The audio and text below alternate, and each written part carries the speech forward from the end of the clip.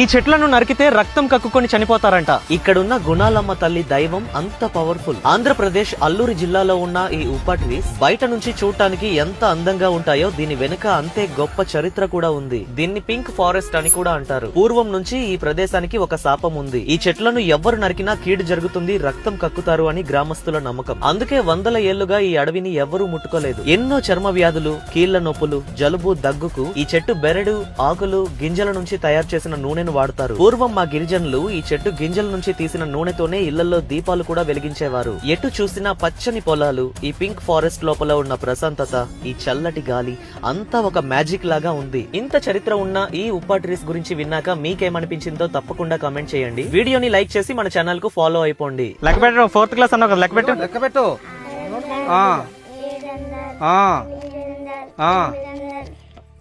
1000.1000. మీ ఊర్లో షాప్ ఉంది కదా.